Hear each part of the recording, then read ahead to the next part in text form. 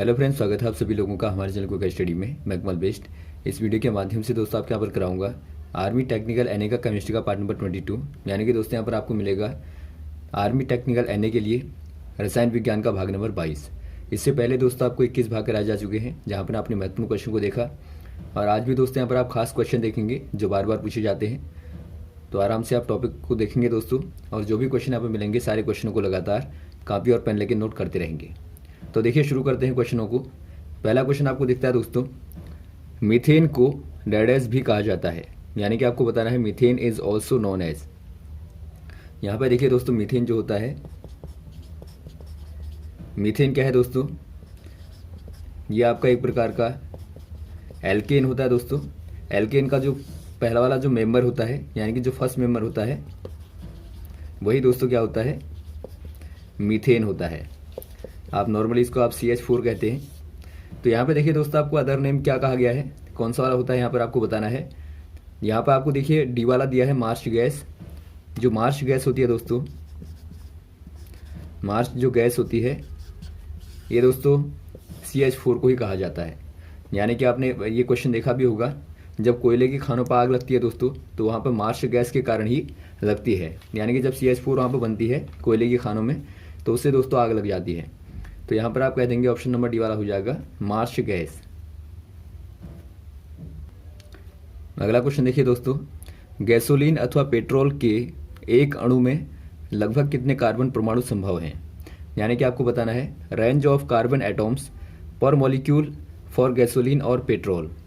दोस्तों यहाँ पर देखिए, जो गैसोलीन होता है या फिर आप पेट्रोल कहें दोस्तों, ये क्या होता है दोस्तों, एक प्रकार के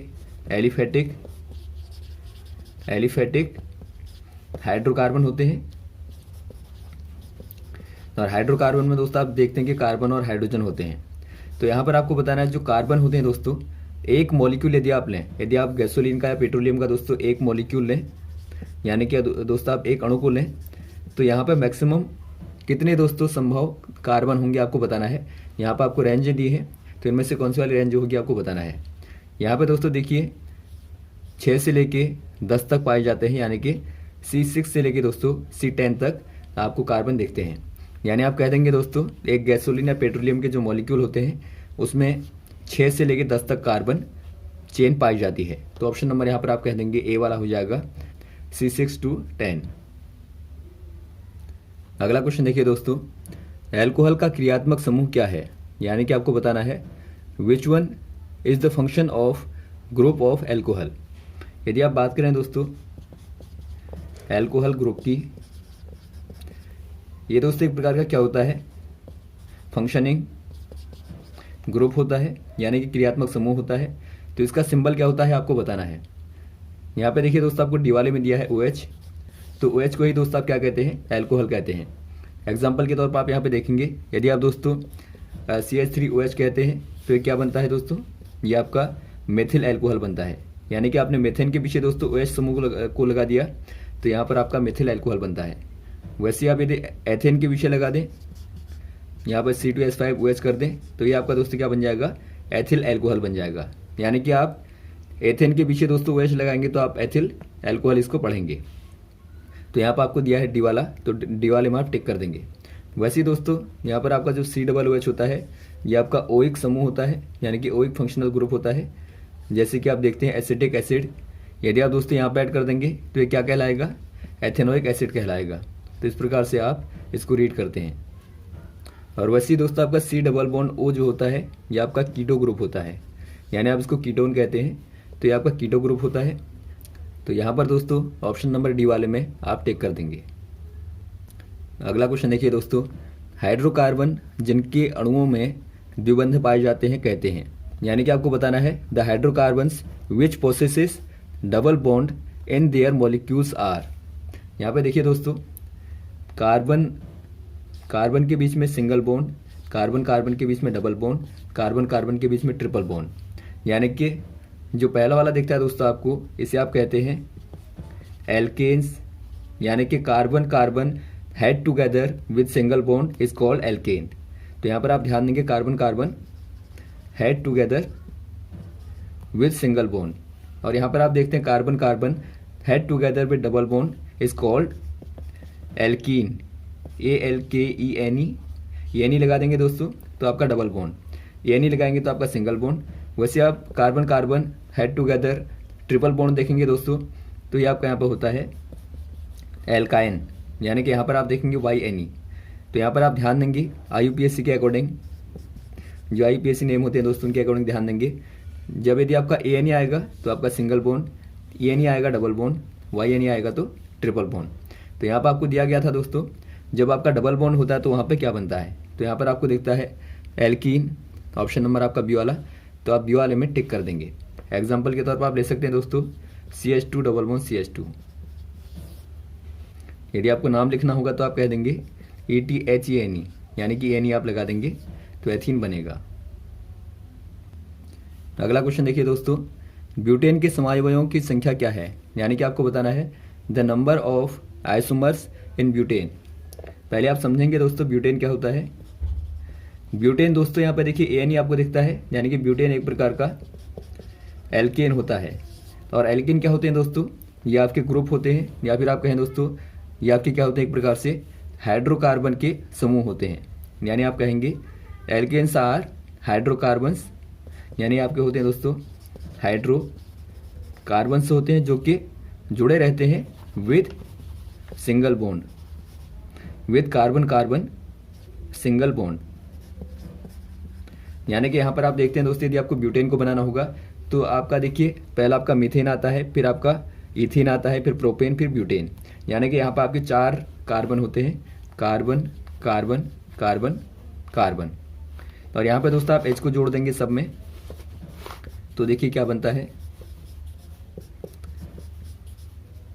यहाँ पर आप दोस्तों यदि काउंट करें तो यहाँ पर आप देखेंगे C4H आपको 10 मिलेंगे।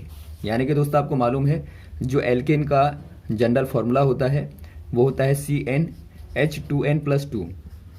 आप इसको भी याद रखेंगे, बार बार पूछा जाता है।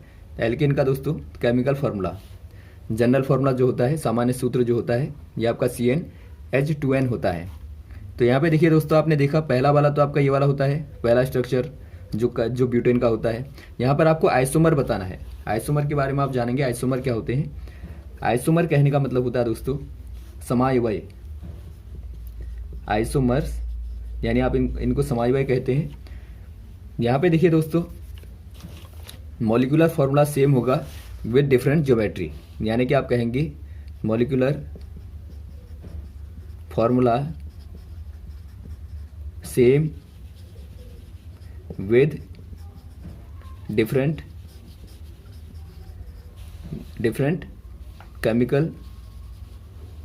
केमिकल स्ट्रक्चर, या फिर आप कहें दोस्तों ज्योमेट्रिकल स्ट्रक्चर। यानी कि यहाँ पर ज्यामिति अलग अलग होगी दोस्तों, लेकिन जो केमिकल फार्मूला होगा वो सेम होगा। जैसे कि आप देखते हैं ग्लूकोज को और फ्रुक्टोज को दोस्तों, दोनों का ही फार्मूला सेम है, लेकिन वहाँ पे दोनों की ज्योमेट्री अलग अलग होती है। तो यहाँ दोस्तों आपको ब्यूटेन के साथ भी बताना है कि ब्यूटेन को आप कितने टाइप से अरेंज कर सकते हैं। तो पहला दोस्तों आपका ये वाला हो गया जो आपका नॉर्मल होता है ब्यूटेन। तो यदि आप इसका आइसोमर बनाएंगे दोस्तों, आइसोमर वाले फॉर्म में बनाएंगे तो इसको आप इस प्रकार से दिखाते हैं, ये रहा और ये रहा, 1 कार्बन 2 कार्बन 3 कार्बन 4 कार्बन। तो इसका आप नॉर्मल फॉर्मूला इस प्रकार से दिखाते हैं। वैसे आप सेकंड वाला बनाएं दोस्तों, तो यहाँ पे देखिए 3 कार्बन आप यहाँ पे लाएंगे और 1 कार्बन को दोस्तों यहाँ पर आप बना देंगे, और यहाँ पर आप सब में हाइड्रोजन को जोड़ देंगे, HH को ऐड कर देंगे। तो यहाँ पे देखिए आपको इस प्रकार से मिलेगा, और यहाँ भी आप H ऐड करेंगे, यहाँ पर भी आप H को ऐड करेंगे। तो यहाँ पर आप देखते हैं दोस्तों ये आपका जो स्ट्रक्चर बनता है ये कुछ आपका इस प्रकार का बनता है। तो ये आपका दोस्तों सेकंड वाला स्ट्रक्चर हो गया, यानी पहला दोस्तों आपका होता है ये वाला, और ये वाला आपका सेकंड वाला। यदि आपको कार्बन गिनने हो दोस्तों तो 1 कार्बन यहाँ पे होगा, 1 कार्बन यहाँ पे, 1 कार्बन यहाँ पे, 1 कार्बन यहाँ पे, यानी कि 4 कार्बन, यानी कि ब्यूटेन दोस्तों आपका ये होता है। तो आपने देखा ब्यूटेन के दोस्तों मेनली क्या होते हैं, 2 आइसोमर होते हैं, यानी कि 2 समायवय होते हैं। तो ये बार बार क्वेश्चन आता है। और वैसे दोस्तों यदि आपको पूछा जाए पेंटेन का, तो पेंटेन में दोस्तों 3 आइसोमर होते हैं।